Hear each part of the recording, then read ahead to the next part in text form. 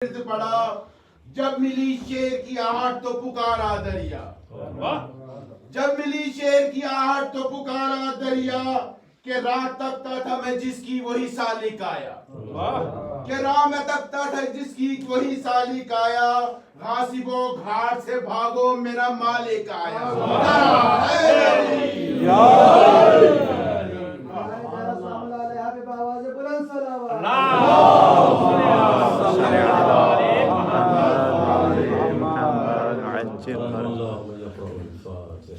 بسم الله الرحمن الرحيم الحمد لله رب العالمين الرحمن الرحيم مالك يوم الدين إياك نعبد وإياك نستعين اهدنا الصراط المستقيم صراط الذين أنعمت عليهم غير المغضوب عليهم ولا الضالين أعوذ بالله من الشيطان اللعين الرجيم بسم الله الرحمن الرحيم الحمد لله الذي هدانا لهذا وما كنا لنهتدي لولا أن هدانا الله لقد جاءت رسل ربنا بالحق والصلاة والسلام على رسول الثقلين محبوب رب المشرقين والمغربين وجد الحسن والحسين مولانا أبي القاسم محمد اللهم صل على محمد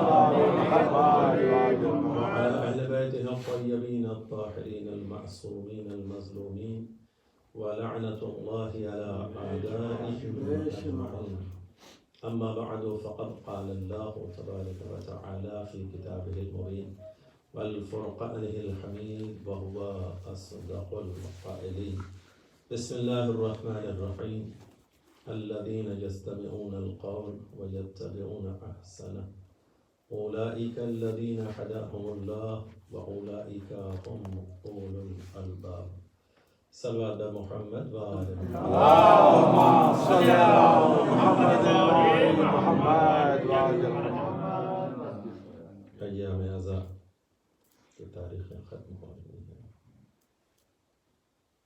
آج 8 محرم اور یہ تاریخ علی کے شعر سے منسوب ہے، جو وارث شجاعت امیر المومنین، جو امید جناب ثانیہ زہرا، جو سہارا ہے امام حسین علیہ السلام، قوت بازو ہے مظلوم کربلا، اور جناب سکینہ کا وہ چچا ہے کہ جس پر سب سے زیادہ اعتماد کرنے والی ہے جناب سکینہ۔ ایسا چچا کہ جب جانے لگے تو بچوں سے خود کہتی ہوئی نظر آئی، اب تمہاری پیاس بجھ جائے۔ وہ بھروسہ تھا اپنے چچا پر، وہ یقین تھا اپنے چچا پر، اور کیوں نہ ہو جو علی کی شجاعت کا وارث ہو، جو تمنائے مولائے کائنات ہو، جو دعائے زہرا ہو۔ اس عباس کے لیے دن آتے ہیں ختم ہو جاتے ہیں، حیات بشر بھی تمام ہو جاتی ہے، مگر کامیابی اور کامرانی کے لیے یہ تمام وہ اسباب ہیں، وہ ذرائع ہیں، وہ سلسلے ہیں کہ جن کے ذریعے سے انسان اپنے آپ کو اعلیٰ اور عرفہ بنا سکتا ہے۔ جناب ابوالفضل کی حیات میں اگر نظر ڈالی جائے تو جس طریقے سے امیر المومنین کی حیات میں زیادہ گفتگو شجاعت پر کی جاتی ہے، اسی اعتبار سے ابوالفضل کے لیے بھی وفا ہے، سقائی ہے، شجاعت ہے۔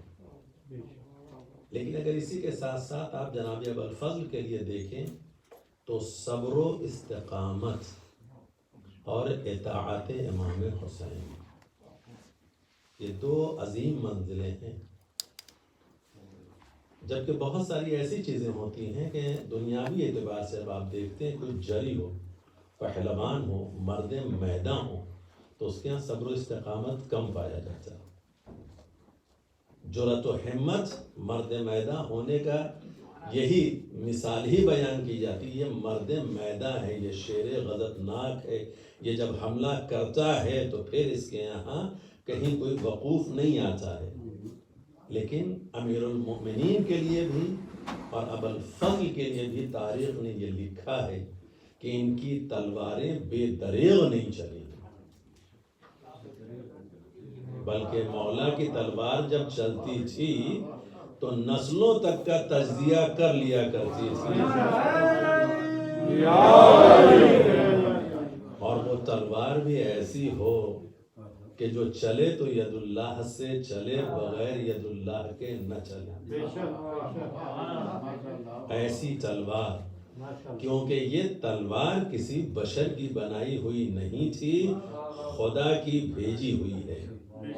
اور قرآن مجید میں ایک ہی ایسی آیت ہے کہ جہاں حدید کے نزول کا تذکرہ کیا گیا ہے، اِنَّا أَنزَلْنَا الْحَدِيدَ، حدید جو نازل نہیں ہوتا ہے، لوہے کی کانیں ہوتی ہیں، لیکن یہ ایک ایسا لوہا ہے کہ جس کے نزول کی گفتگو کی ہے۔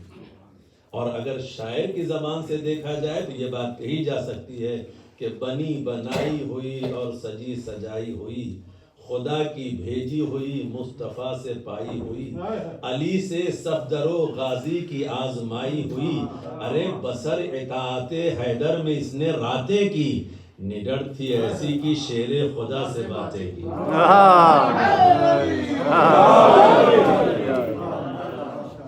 تو جہاں ایسی تلوار اگر ید اللہ سے چلتی تھی، میرا پہلا جملہ بے دریغ نہیں چلی کہ جو بھی آیا اسے کاٹتے چلے گئے۔ اور اگر نسلوں پر نظر نہ ہوتی، بعض اوقات یہ سوال کیا جاتا ہے کہ فلاں کو کیوں نہیں، فلاں کو کیوں نہیں، فلاں کو کیوں نہیں، تو یہ امام جانتا ہے کہ کس کی نسل سے کون آنے والا ہے۔ خدا بھی یہ کہتا ہے کہ میں مردوں سے زندوں کو نکالتا ہوں اور زندوں سے مردوں کو نکالتا ہوں۔ ایک ایسا شخص ہے کہ جس کی پرورش امیر المومنین نے کی، اپنا بیٹا کہا، اپنے باپ کی قبر پر کھڑے ہو کر کے انہوں نے ایک فصیح جملہ ارشاد فرمایا، کہا مجھے تیرے صلب سے اس ذات پروردگار نے نکالا ہے جو کھارے پانی سے موتیوں کو نکالا ہے۔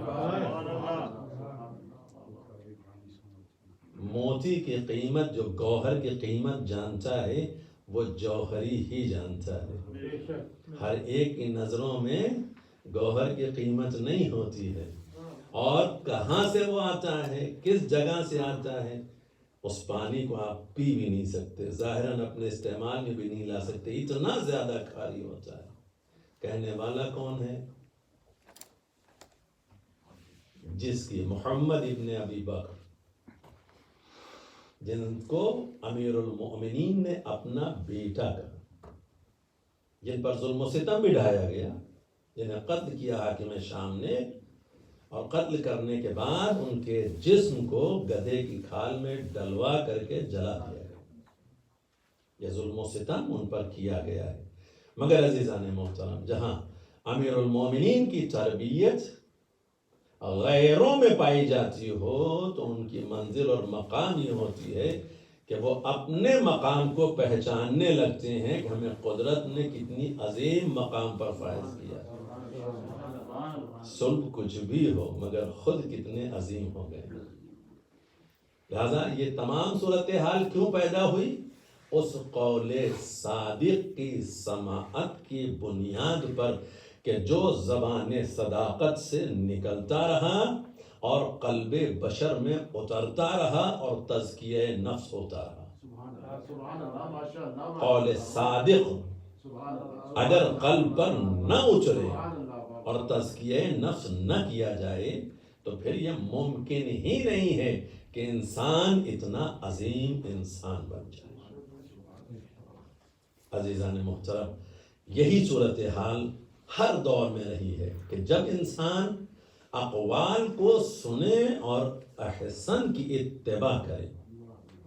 احسن کی اتباع کا مطلب کیا ہوتا ہے؟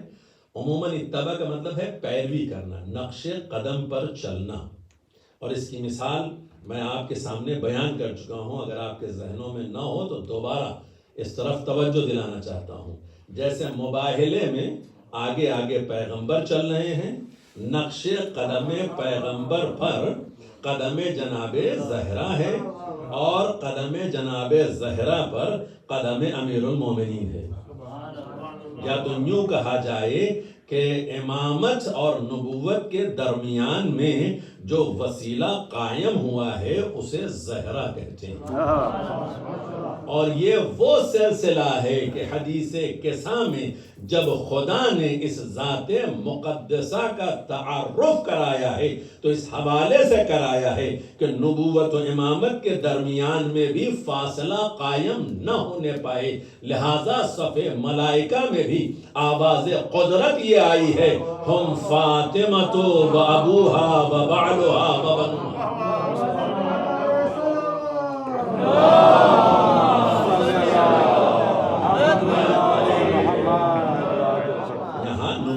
امامت کے درمیان میں کوئی فاصلہ قائم نہ ہونے پائے، قدرت نے اسی لیے مرکز عصمت جناب زہرا کو قرار دیا کہ جہاں صاحبان عصمت کے درمیان میں بھی فاصلے ختم ہو جاتے ہیں، کوئی فاصلہ نہیں ہے۔ جناب زہرا کے بابا ہیں، جناب زہرا کے شوہر ہیں، جناب زہرا کے بچے ہیں، ورنہ کسی بھی رشتے سے تعارف کرایا جاتا تو فاصلے پیدا ہو جاتے۔ قدرت کو یہ بھی گوارا نہیں ہے، لہذا مرکز عصمت جناب زہرا کو قرار دے کر کے تعارف کرایا گیا ہے۔ تو میں گفتگو کر رہا تھا اتباع کی، اور جب اتباع آپ کر رہے ہیں تو اس نقش قدم پر نظر رہے، قدم زہرا پر کسی اور کے قدم پڑھنے نہ پائیں، لہذا قدم امیر المومنین اسے پوشیدہ کرتا جاتا ہے۔ یہ مقام ہے جناب زہرا کا۔ یہ جملے تو آپ اکثر سنتے رہتے ہیں نا کہ پیغمبر اسلام جب بھی جناب زہرا آتی تھی کھڑے ہو جاتے تھے، اپنی عبا بچھا دیتے تھے اور اپنے قریب بٹھلاتے تھے۔ جب کبھی شہر سے باہر جاتے تھے سب سے آخر میں جناب زہرا سے مل کر کے جاتے تھے، جب واپس آتے تھے تو سب سے پہلے جناب زہرا سے ملاقات کرتے تھے۔ تاریخ بشریت میں کسی بیٹی کو ام ابیہا نہیں کہا گیا سوائے جناب زہرا۔ بیٹی کی عظمت اپنی جگہ پر ہے، بیٹی کا مقام اپنی جگہ پر ہے، لیکن بیٹی کا کردار ماں جیسا ہو جائے، ماں کا منبدل کوئی نہیں ہے۔ اور یہ کسی عام گھرانے کی بات نہیں ہے، اللہ کا رسول سردار انبیاء تمام انبیاء کا سردار خاتم النبیین، وہ ذات گرامی کہہ رہی ہے کہ یہ ام ابیہا۔ اب یہاں تک پہنچنے کے بعد پھر جملہ کہنے کا دل چاہتا ہے، جب جناب زہرا کی گفتگو ہوتی ہے تو وہاں نبی کہتے ہوئے نظر آئے یہ ام ابیہا ہے، جب ثانی زہرا کی گفتگو کرنے کے وقت آیا تو یہ کہا گیا کہ یہ زینب ہے، یہ اپنے بابا کی زینت ہے۔ یہ گھرانوں کی عظمت و فضیلت جو بیان کی جا رہی ہے، اہل بیت اطہار کی یہ کلام، یہ احسن کلام جو عظمت و تقدس پیغمبر اور اہل بیت پیغمبر کو بیان کر رہا ہے، اس کلام کو سن کر کے اگر دل میں محبت پیدا ہو جائے تو یہ انسان کی اپنی عظمت کی دلیل ہے۔ وہ جملے جو آپ اکثر منبر سے سنتے رہتے ہیں میں وہی نہیں کہنا چاہتا، لیکن یہی حقیقت ہے کہ انسان کی عظمت کی دلیل ہے جب یہ احسن اقوال سنیں اور قلب میں محبت پیدا ہو جائے تو یہ عظمت بشریت کی علامت ہے کہ یہ انسان عظیم ہے، قول احسن کو سنتا بھی ہے اور اس پر عمل بھی کرتا ہے، یہ عظمت بشر کی دلیل ہے۔ ورنہ احسن قول کی تعریف کیا ہو سکتی ہے؟ میں مسلسل آپ کے سامنے میں نے عرض کیا، قرآن، اقوال پیغمبر، اقوال اہل بیت پیغمبر، ان سے بہتر کوئی کلام نہیں. جب ان سے بہتر کوئی کلام نہیں ہے تو ان کی عظمت میں جتنے کلام کہے گئے ہیں، ان ذوات مقدسہ کو پہچاننے کے ساتھ ساتھ جب گفتگو کرنا مقصود ہے تو پیغمبر اسلام خاموشی کی زندگی گزار رہے ہیں. خاموشی کی زندگی 40 سال کی ہے. 40 سال کے بعد 23 سالہ تبلیغی زندگی ہے، اور اس 23 سالہ تبلیغی زندگی میں پیغمبر اسلام نے جو بھی زحمتیں برداشت کی ہیں، اپنے دہن مبارک سے یہ ارشاد فرمایا جو زحمتیں مجھے اٹھانی پڑی ہیں وہ کسی نبی کو نہیں اٹھانی. جبکہ تمام جناب موسیٰ ہیں، جناب نوح ہیں اور دیگر انبیاء، ان کی تاریخیں آپ کے سامنے ہیں. جناب یحییٰ اور جناب زکریا وغیرہ کی بھی مثالیں آپ کی نگاہوں کے سامنے ہیں. یہ پرانی تاریخیں ہیں جو آپ مسلسل پڑھتے رہتے ہیں، مگر پیغمبر ارشاد فرماتے ہیں جو زحمتیں اس 23 سالہ زندگی میں کس لیے؟ تاکہ بشریت ارتقاء کی منزلیں طے کرتے ہوئے صراط مستقیم پر پہنچے اور اپنے خالق سے مل جائے. انسانیت جو گمراہی اور ضلالت میں گرفتار ہوئی ہے وہاں سے نکل آئے. یہ ایک عام انسان کے لیے اگر یہ کام دیا جائے تو شاید اس کے لیے آسان ہو جائے، لیکن جب ایک عظیم شخصیت کے لیے یہ کہا جائے کہ ان چھوٹے چھوٹے بچوں کو ذہنی طور پر جو ابھی کسی گریجویٹ کالج میں یا کسی یونیورسٹی میں یا کسی بڑی عظیم جگہ تک نہیں پہنچے، بنیادی ہیں، آپ ان کی اصلاح کیجئے.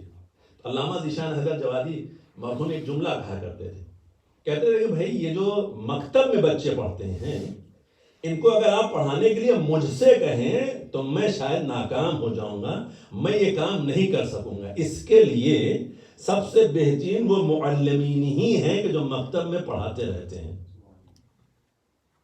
چھوٹے بچوں کا سنبھالنا ایک عام انسان کے لیے بھی یہ حقیقت ہے کہ اگر کوئی پروفیسر ہے، لیکچرار ہے، اس سے کہا جائے کہ آپ پرائمری اور کے جی اور نرسری کے بچوں کو پڑھائیں، اس نے کہا آپ کچھ بھی ہم سے کرا لیں، ہمارا یہ کام نہیں، ہم یہ نہیں کر سکتے.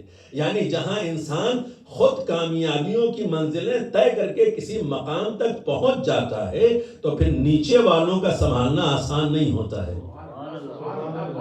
جناب آدم سے لے کر کے جناب عیسیٰ تک ہر نبی آیا، اور سب سے افضل نبی، سب سے اعلیٰ نبی جس کے مد مقابل میں کوئی اور نہیں ہے، بلکہ نبیوں کو نبوتیں ملی ہیں تو ان کی نبوت کے اقرار پر، نبیوں کو نبوتیں ملی ہیں تو ان کی نبوت کے اقرار پر، ان کے بھائی علی کی ولایت کے اقرار پر.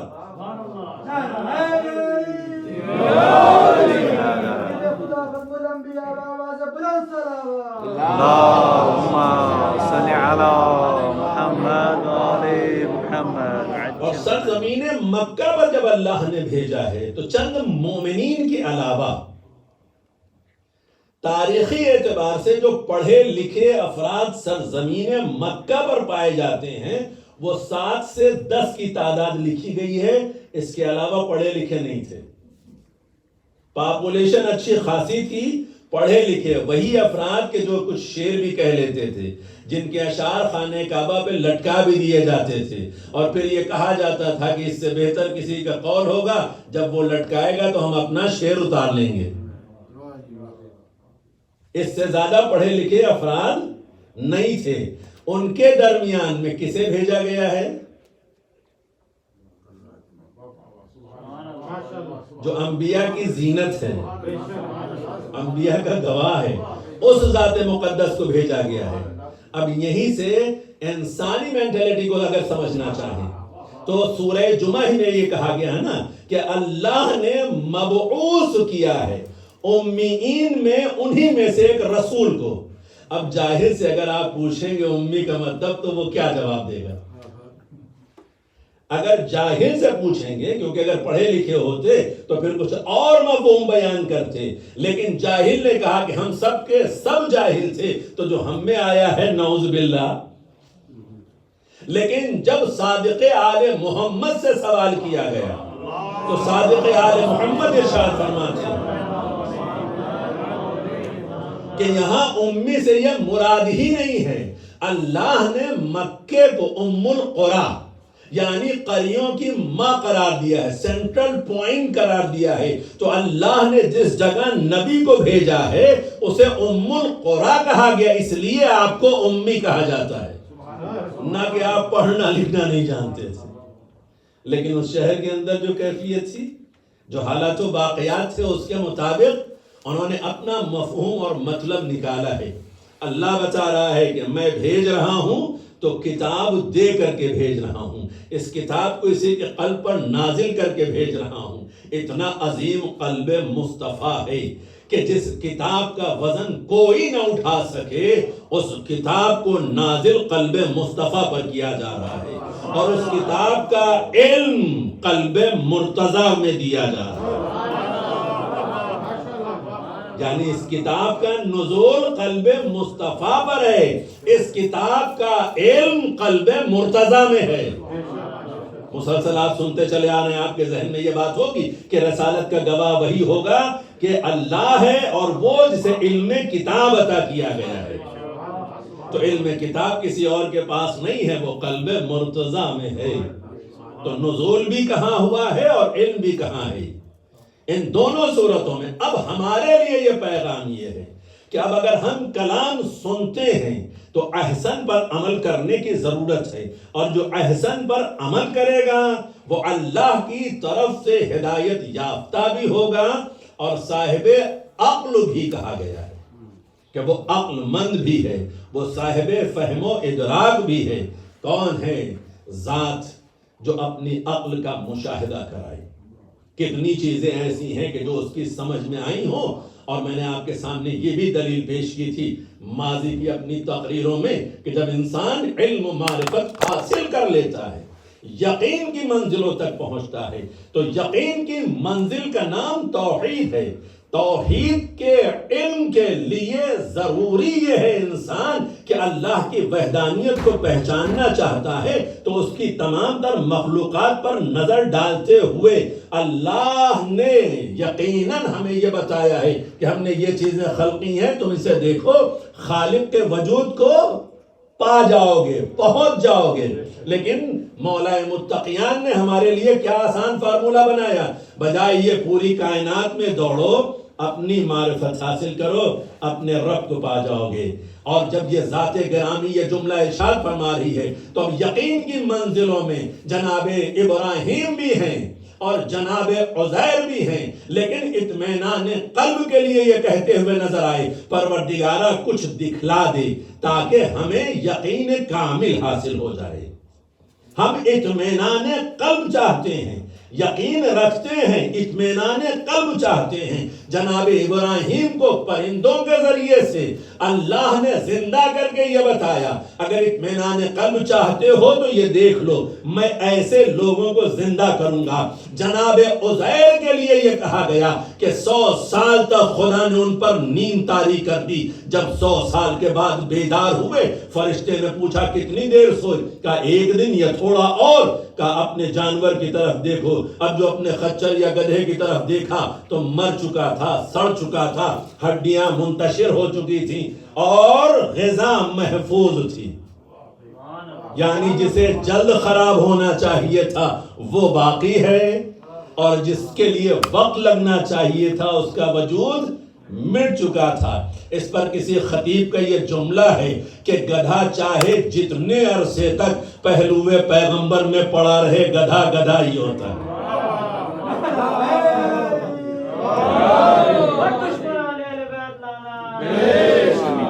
لیکن جب فرشتے نے جگایا اور اٹھایا تو جناب عزیر کے سامنے ہی اس گدھے کے جسم کو پھر اللہ نے حیات بخشی. وہ جانور پھر صحیح کیا گیا، پھر زندگی دی گئی، پھر اسی طریقے سے وہ جانور سالم ہوا. اور اس پر بیٹھ کر کے 100 سال بعد جب اپنے گاؤں اور اپنے علاقے میں پہنچے تو لوگوں نے پہچاننے سے بھی انکار کر دیا کہ آپ کون صاحب ہیں. اب وہ گفتگو کر رہے ہیں، کسی بزرگ نے بتایا ہاں بھائی یہ عزیز کے بھائی عزیر ہیں. لہذا جس کے نتیجے میں ان کے لیے بھی یہ لوگوں نے کہا کہ یہ بھی خدا ہیں یا خدا کے بیٹے ہیں، جیسا جناب عیسیٰ کے بارے میں، تو جو 100 سال کے بعد زندہ ہو کر کے قوم و ملت میں پلٹ آئے، خود اللہ کے حکم سے جسے زندگی ملے وہ پلٹ آئے، تو اسے زمانہ خدا یا خدا کا بیٹا کہتا ہے، اور جو زندگی دے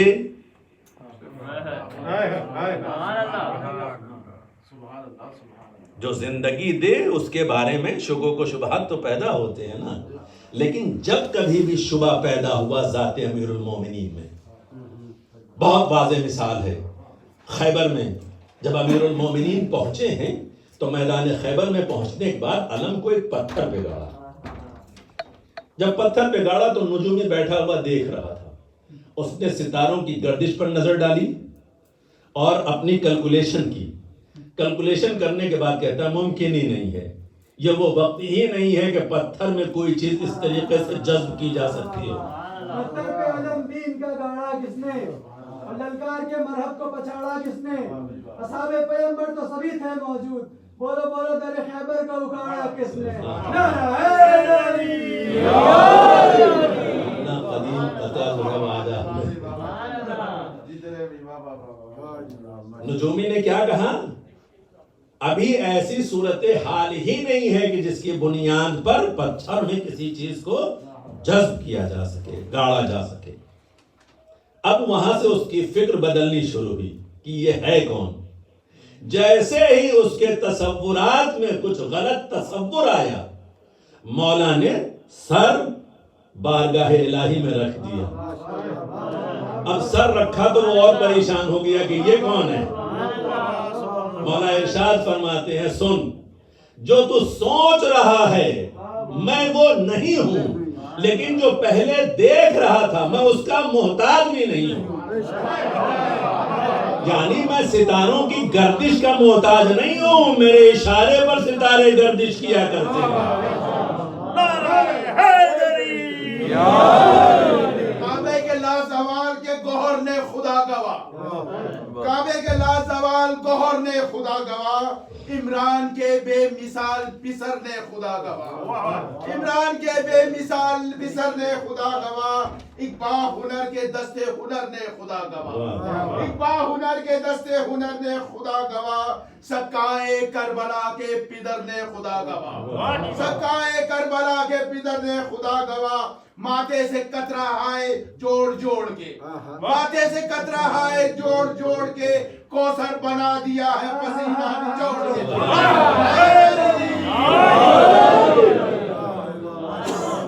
ہم ستاروں کے محتاج نہیں ہیں، ستارے تو ہمارے در پہ خود آ کر کے صاحب شرف ہوتے ہیں۔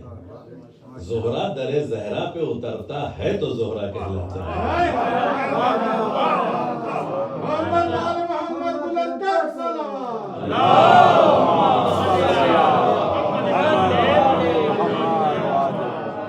لہذا امیر المومنین نے جہاں کہیں بھی شکوک و شبہات پیدا ہوئے ہیں وہاں خود سر سجدہ خالق میں رکھ دیا۔ اچھا، اس کی ایک مثال اور بھی آپ کے سامنے عرض کرتا چلو بچوں کے لیے بعض اوقات اشکال پیدا کرایا جاتا ہے۔ ایک شخص جناب عیسیٰ کا ماننے والا صادق آل محمد کی خدمت میں حاضر ہوا اور فضائل جناب عیسیٰ بیان کرنے لگا۔ مولانا کا یہ تو ہم سب مانتے ہیں، تمام تر خصوصیات و فضائل جب وہ بیان کر چکا تو امام نے اس سے ایک سوال کیا، کیونکہ تصور میں اس کے بھائی یہ جناب عیسیٰ خدا ہے۔ مولا نے آہستہ سے ذرا سا، جیسے کہتے نہیں ہم اردو ادب میں چٹکی لینا، ایک چٹکی لی، کہا ہمیں ساری فضیلتیں قبول ہیں مگر ایک کمی تھی جناب عیسیٰ میں، جناب عیسیٰ عبادت نہیں کرتے تھے۔ ہاں کہا کیسی باتیں آپ کرتے ہیں، ان سے بڑا کوئی عبادت گزار نہیں تھا۔ جیسے ہی جملہ کہا یہ بتاؤ اگر وہ کسی کی عبادت کرتے تھے تو وہ معبود کون ہے؟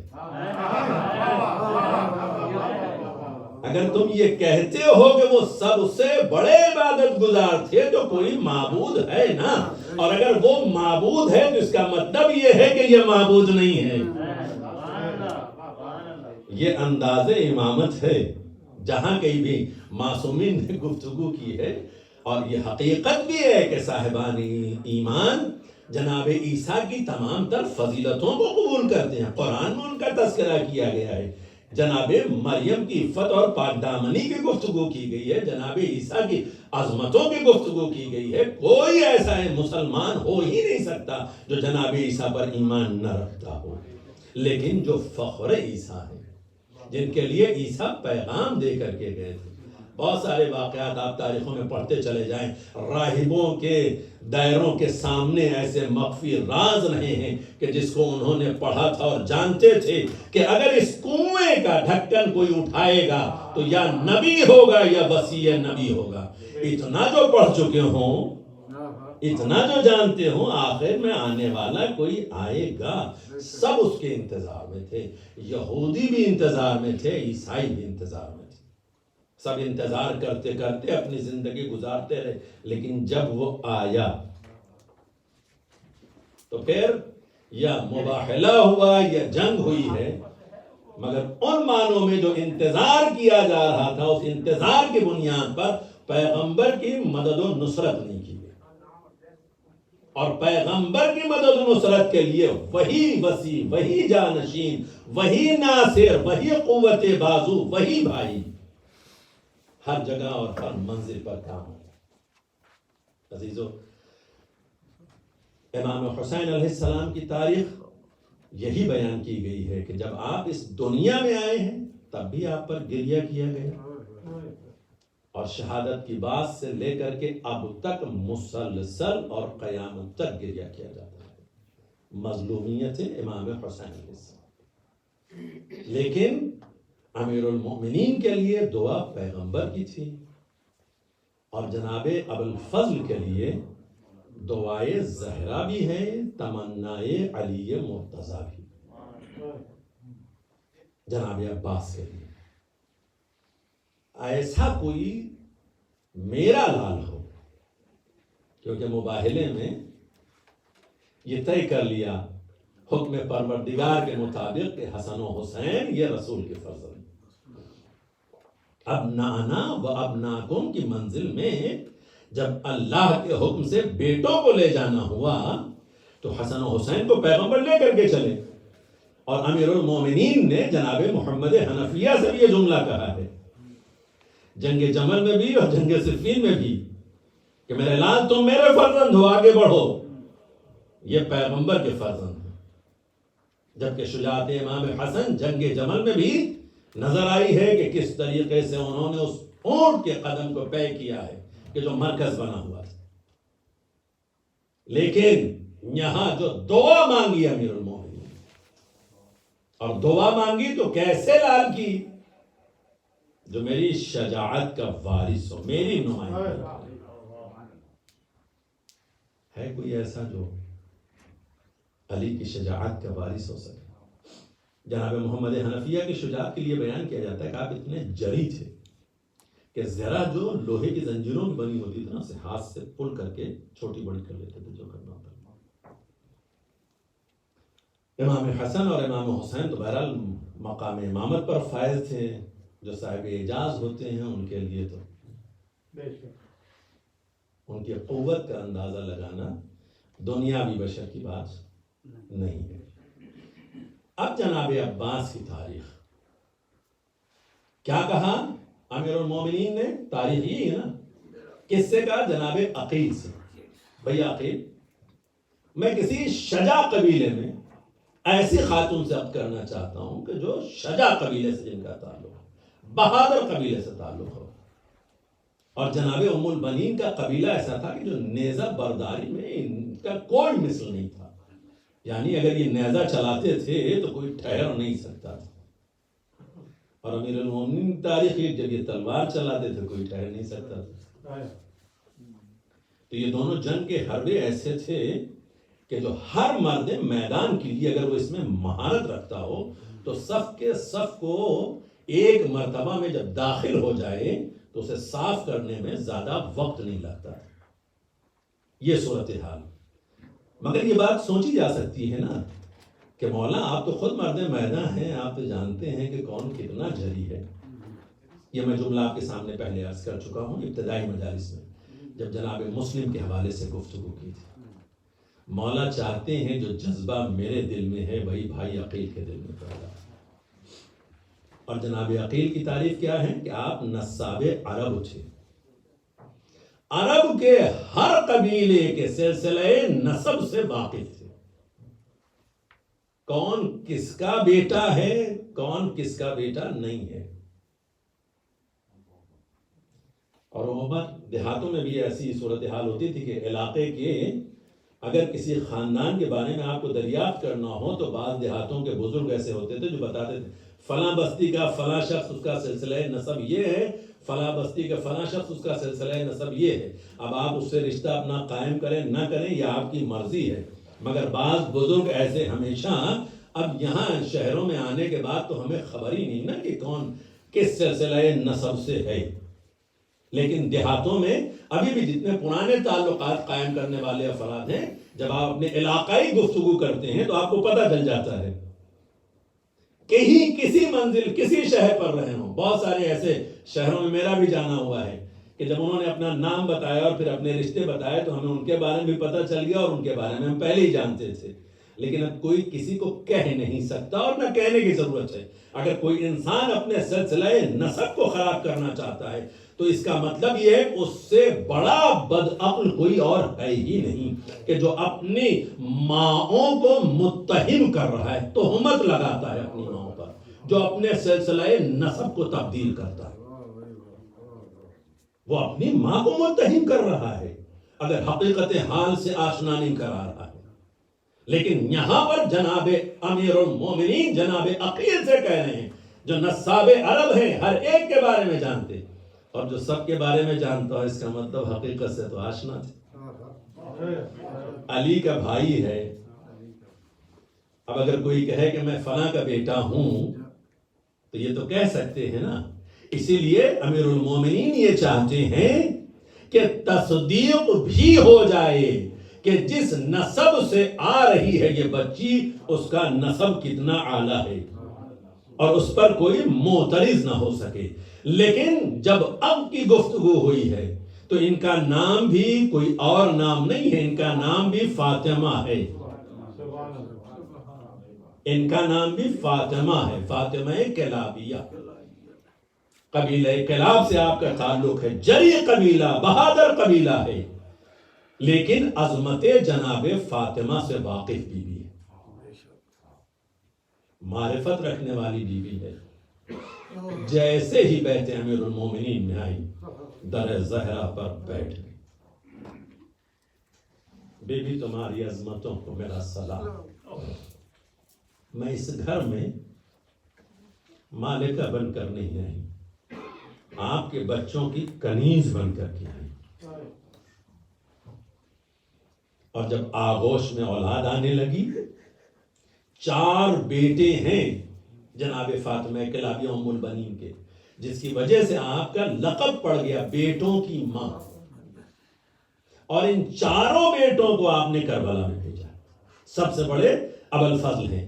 جب جناب عباس اس دنیا میں آئے ہیں تو جس طریقے سے امیر المؤمنین کے لیے پیغمبر بےتاب تھے اسی طریقے سے جناب عباس کے لیے امام حسین بےتاب نظر آئے. اور اپنے بھائی کا نام بھی جناب عباس یہ رکھا بھی ہے تو تاریخ کے حقیقت کے مطابق امام حسین نے رکھا. ہم اپنے بھائی کو عباس کہیں گے, یا اور روایتیں بھی ہیں کہ ماں نے رکھا یا بابا نے رکھا, لیکن وہی ہے کہ شیر کا بچہ شیر ہوتا ہے. پروان چڑھ رہے ہیں تو سایہ امام حسین میں پروان چڑھ رہے ہیں. عزیزو, تربیت امیر المومنین کر رہے ہیں, سایہ عصمت اور بھی ساتھ ساتھ ہے. ڈاکٹر پیام اعظمی صاحب جناب ابوالفضل کی اس کیفیت کو دیکھتے ہوئے صرف جو ایک بند کا بیان کرنا چاہتا ہوں آپ کے سامنے کہ عباس فخر نوے بشر جان مشرقین, ام البنی کا لال تو حیدر کا نور عین، زینب کے دل کی آس سکینہ کے دل کا چین، صورت میں بو تراب تو کردار میں حسین، ارے ایثار کا امام وفا کا رسول ہے، خوشبو بتا رہی ہے کہ عصمت کا پھول ہے۔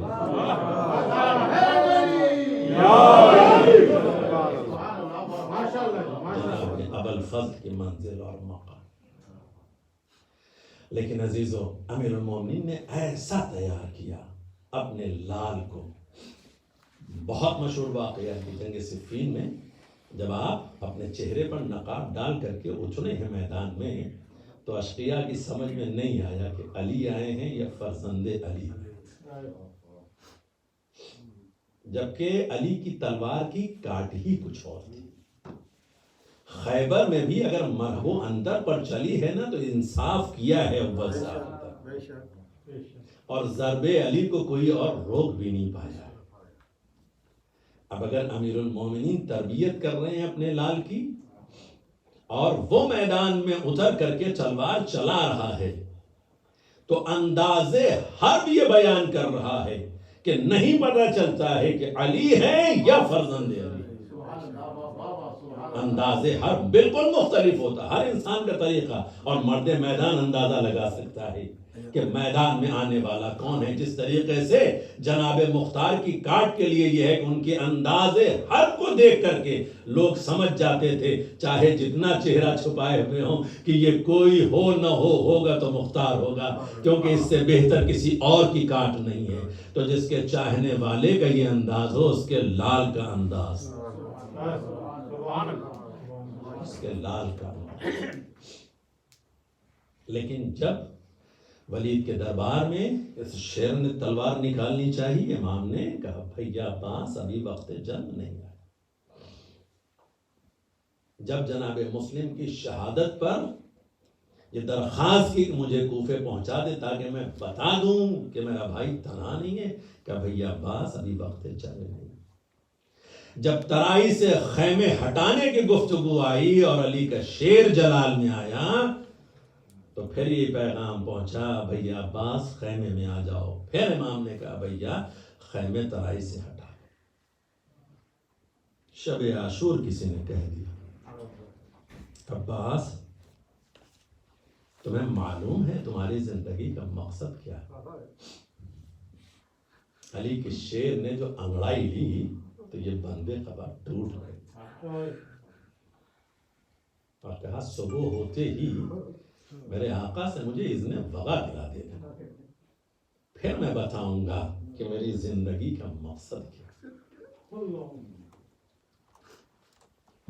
بعض ذاکرین یہ کہتے ہیں کہ جب یہ خبر امام تک پہنچی تو امام نے بلایا اور بلانے کے بعد اپنے قریب بٹھلایا اور بٹھلانے کے بعد کہا بھیا عباس ذرا یہ تلوار مجھے دینا۔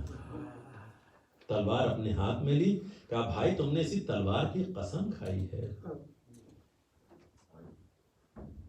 اب تو تمہاری قسم ختم ہو۔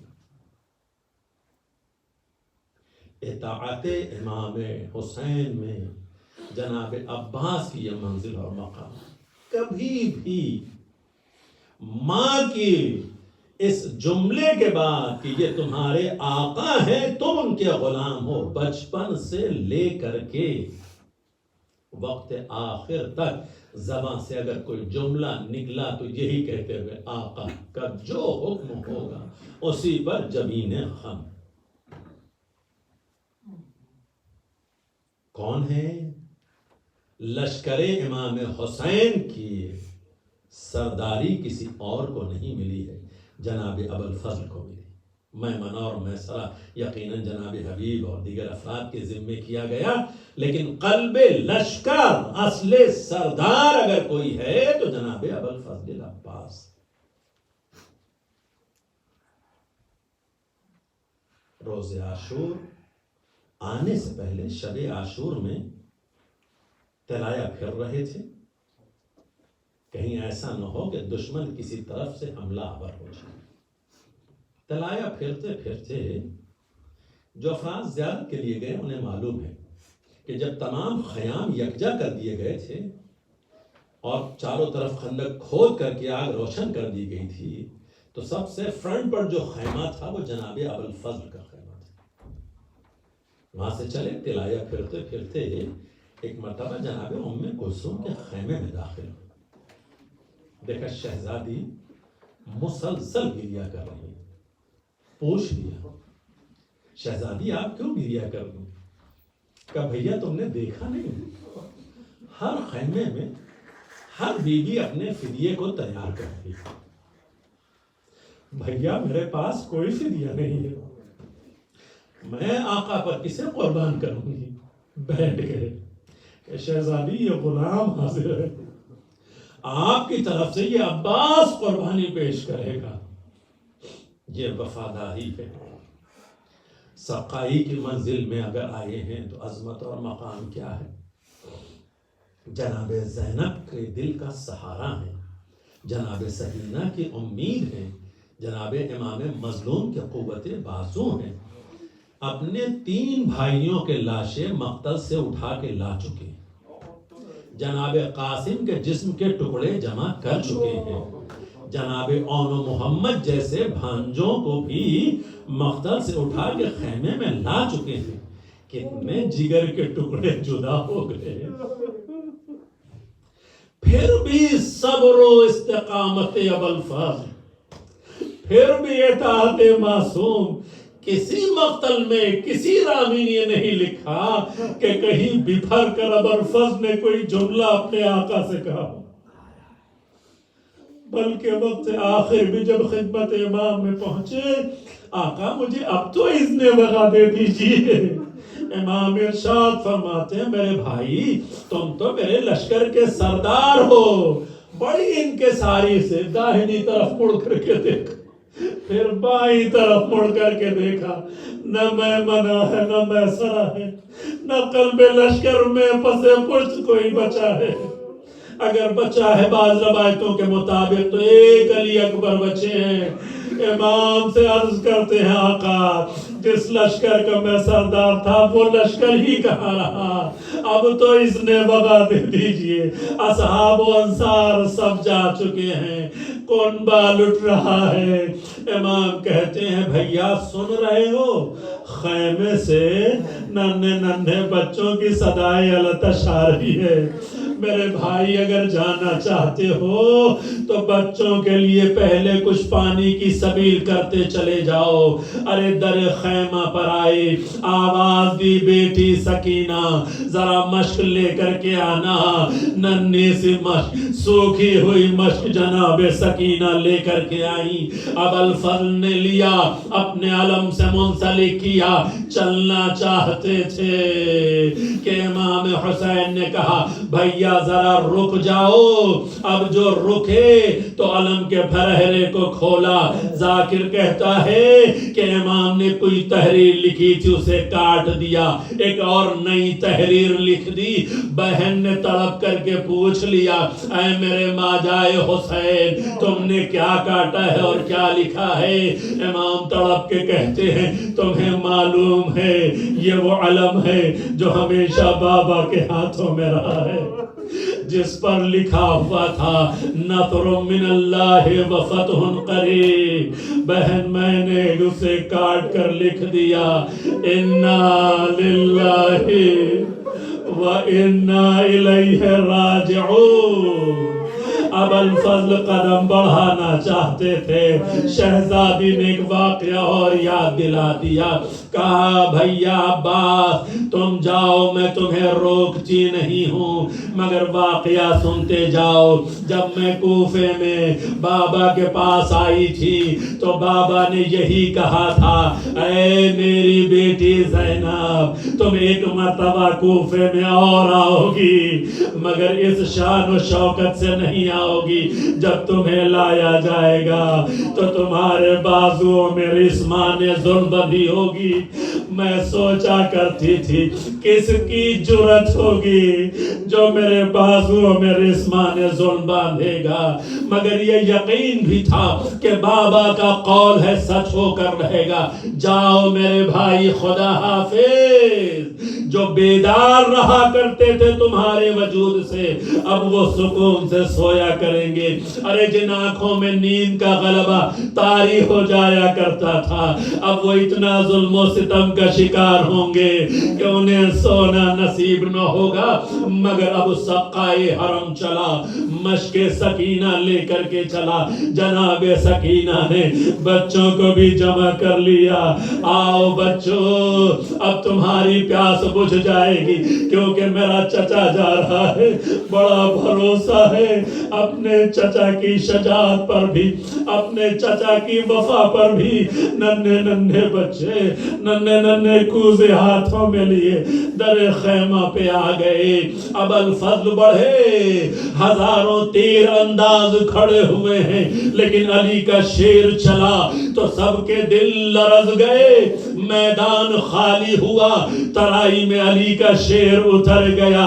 اب اعلان کر رہا ہے، تم یہ سمجھتے تھے کہ ترائی پر قبضہ تمہارا ہے، اب دیکھو میں ترائی میں کھڑا ہوں۔ تم یہ حکم دیتے تھے کہ خیمے تک پانی نہ پہنچنے پائے، میں ترائی میں آ گیا ہوں، چلو میں پانی اٹھا کر کے دکھلایا ہے۔ جرأت و ہمت تو روک دو، مگر پھر ترائی سے نکلنے سے پہلے پانی کو دریا میں پھینکا، مشق سکینہ کو بھرا، خیمے کی طرف چلے۔ اب جو خیمے کی طرف بڑھ رہے تھے تو پسر سعد کی ندا یہی تھی، ایک قطرہ آب بھی خیام حسینی تک نہ پہنچنے پائے۔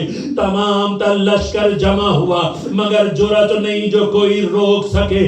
چھپ کر کے پشت سے حملہ کیا گیا، داہنا بازو قلم ہو گیا۔ علی کے شیر نے علم کو بائیں بازو سے سنبھالا، مشق سکینہ کو سہارا دیا۔ رخ ابھی بھی خیمے کی طرف ہے، اور جب یہاں علم جھکنے لگا تھا تو در خیمہ پر حسین کہتے ہوئے نظر آئی، پروردگارا میرے شیر کی خیر ہو۔ جب دوبارہ چھپ کر حملہ ہوا، بایاں بازو کٹا، علم لرزنے لگا۔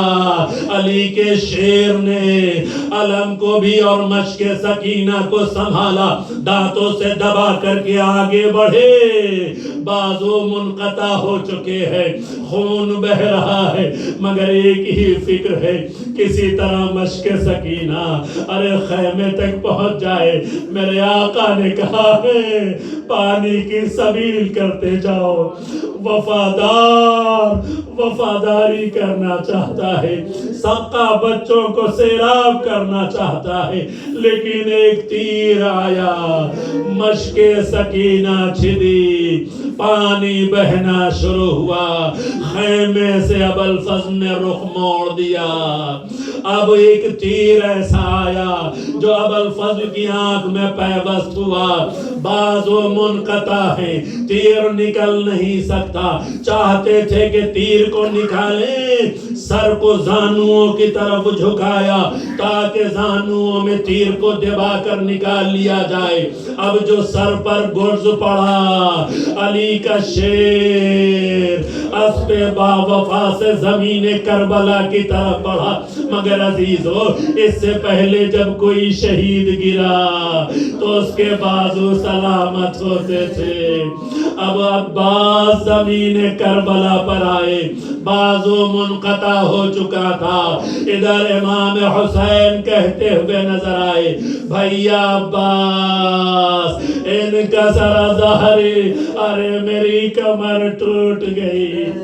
بھیا عباس تمہاری جدائی سے میری کمر شکستہ ہو گئی۔ بڑی تیزی کے ساتھ بڑھے، درمیان میں اتر کر بازو عباس کو اٹھایا، ارے اپنے دامن میں جگہ دی، پھر آگے بڑھے، پھر بازوئے ابوالفضل کو اٹھایا۔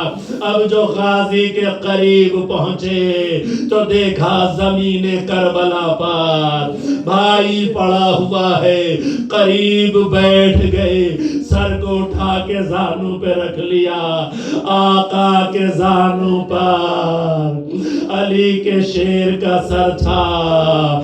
درخواست کی میرے بھائی اگر کوئی خواہش ہو تو بیان کرو کہ آقا جب اس دنیا میں آیا تھا تو آپ کے چہرے کی زیارت کی تھی، وقت آخر بھی چاہتا ہوں اپنے آقا کے چہرے کی زیارت کر لوں۔